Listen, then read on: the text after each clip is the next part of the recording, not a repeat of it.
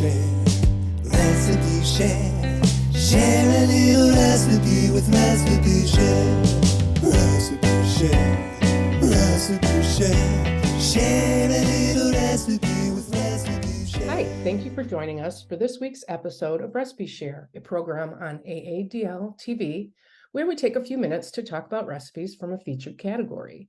Today's category is Marinade on It. I'm Beth, and I'm joined by Katie and Elizabeth to tell us about the recipe. So Elizabeth, tell us about yours.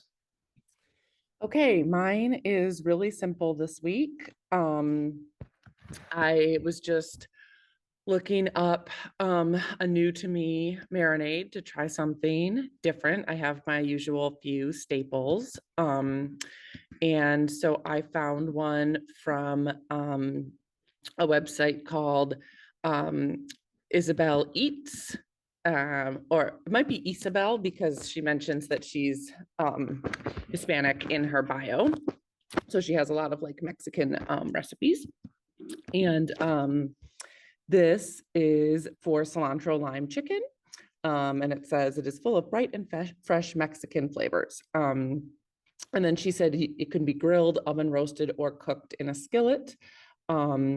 And so basically, I thought this was intriguing because it called for a cup of fresh cilantro, and I don't usually use fresh herbs in marinades. I usually use dried, so I thought this would be a good thing to try. So basically, you take a cup of chopped fresh cilantro, and then a quarter cup of chicken broth or water. I did use broth. 4 tablespoons olive oil, 2 tablespoons fresh lime juice, tablespoon of honey, some salt, a couple cloves of minced garlic, teaspoon of onion powder, half teaspoon of ground cumin, and then chicken thighs. You know me, I did not measure any of this. I just like dumped it in the bag and thought it would be fine. Indeed, it was. So you mix that all together either in the bag itself or in a bowl. Add in, it called for 3 pounds of chicken thighs. I think I had closer to like 2.5, whatever. Packed it in and then moved it around so that it was nice and coated. And then she said if you can leave it in the fridge overnight, that is like good. So I did do that. And then it was super easy. I think it would be great on the grill. Unfortunately, I was not able to grill it. I'd made this during the like weekend where it rained the whole time. So I baked it. Or no, I lied. I did it in a skillet. I did it on the stovetop. And it was great. It was super good. I served it over rice, added some extra cilantro and squeezed some more fresh lime juice on, at the end. And I was really pleased with how the like cilantro leaves kind of got crispy and not like crispy, they were small, but like, I don't know, they added the fresh cilantro was a nice touch, I thought. So I liked this. I'm looking forward to trying it on the grill when I get the chance, because I think that would be the best way to do it. But it's new. It was new to me, and I'm gonna keep it in the rotation, I think. Yeah, I love cilantro. Not everyone does. That's true. And yeah, it sounds very good. Like in lime. And was it lime? Could you taste the lime? I couldn't tell because I did squeeze, like I said, more lime juice on at the end. So I didn't even taste it before I did that. So I don't know how much of that was my kind of addition at the end versus what would have already kind of come through. But yeah, it was good. I really liked that. These flavors are just like what I've been loving lately, the lime and cilantro together. Just been eating a ton of that, but I haven't done a marinade like this before, so it sounds exciting and new. I am definitely going to try it. I also love, cilantro is like one of my favorite herbs, so I'll throw a cup of cilantro in anything. So it sounds great. Yeah, it was good. And I'll pass it over to Katie. Okay. The recipe that I am sharing is for sheet pan herb marinated chicken and potatoes. This is from the website inquiringchef.com. And I was, so a couple reasons I was attracted to this recipe. One was that it's a short marinade. So I am used to, when I've done marinades in the past, like having to let it sit for hours or overnight. And so I have never done a really short one before. And I thought, well, that's cool. Let's try that. And then also that it's a sheet pan recipe, but as it turns out, there's like actually a lot of steps and dishes that go into this recipe. So it's not as simple as like the title implies, I guess. But there's a really excellent sauce that goes with this, and it says to make it sort of like in the middle steps, but when there's sauces involved in recipes, I generally make them first, and it gives them time to like meld. So that's what I did. It's a creamy yogurt Dijon sauce. So it's just a half cup of plain or Greek yogurt, 1.5 tablespoons lemon juice, a tablespoon of Dijon mustard, a teaspoon of honey, and a pinch of salt. That's it.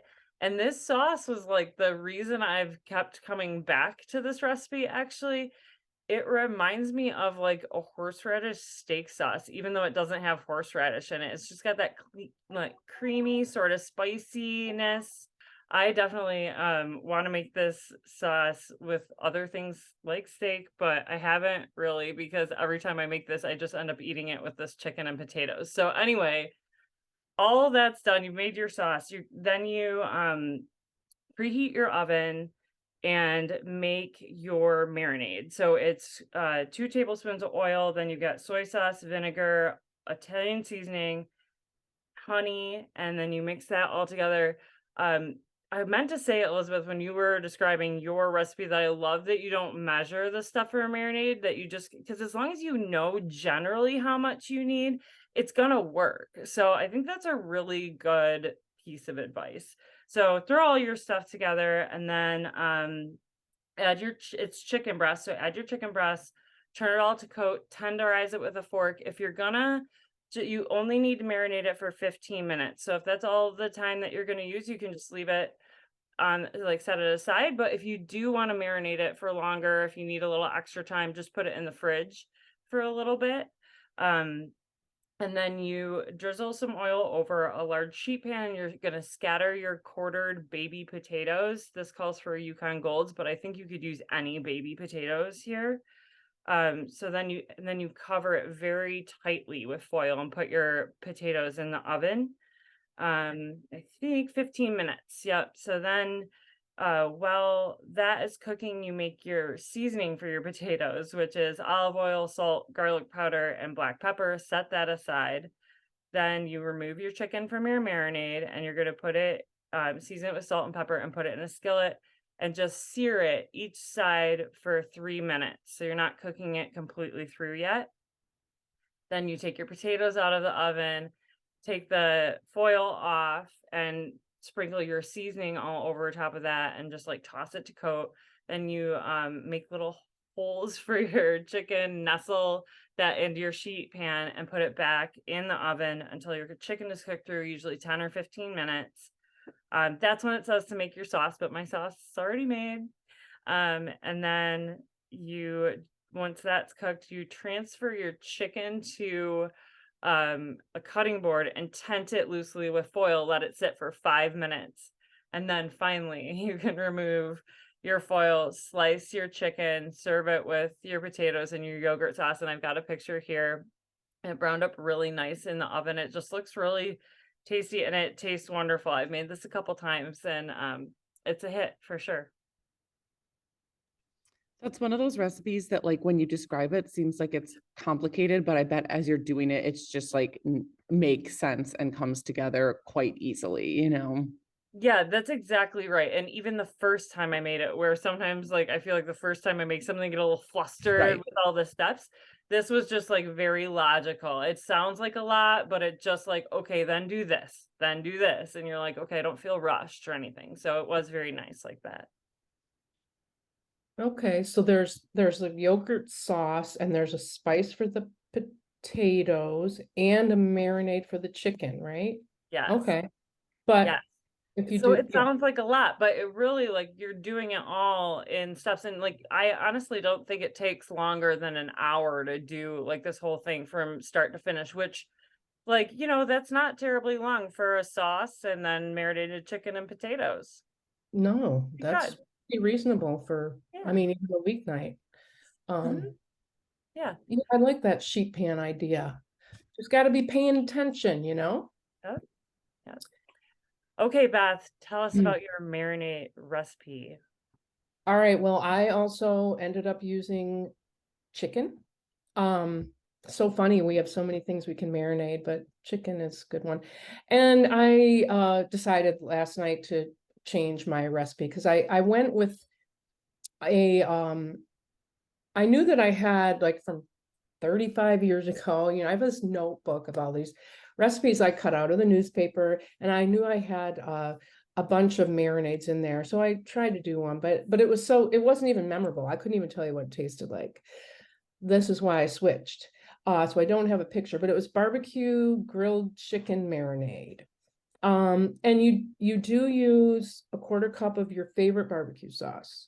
Then you also add a half cup of olive oil, quarter cup of apple cider vinegar, minced garlic, onion powder, paprika, salt, cayenne pepper, and then it called for chicken breast, so that we had thighs. And also Kurt made this. I didn't end up making it, but I did eat it, and it was really good. It was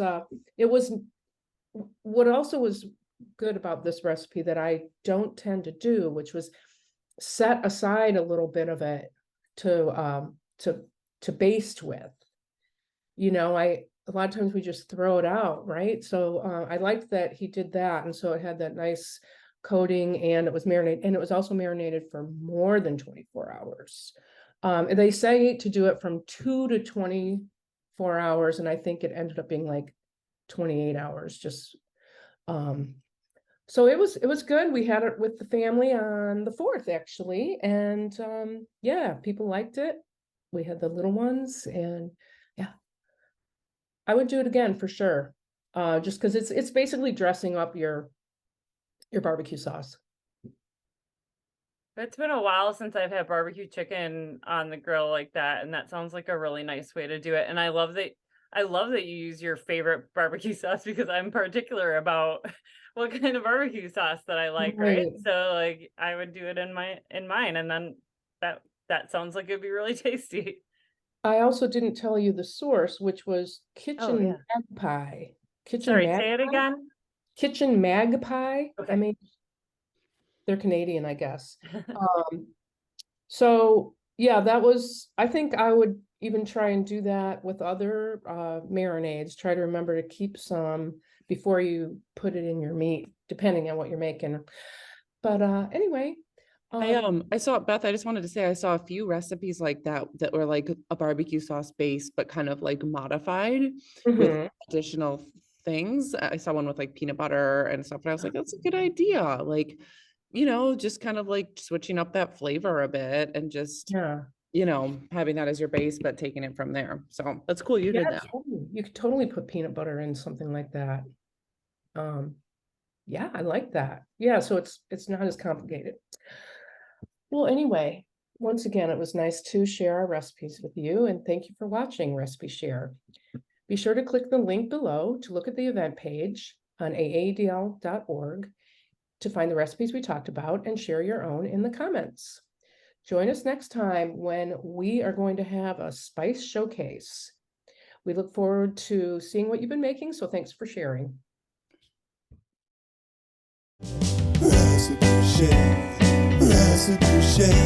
share a little recipe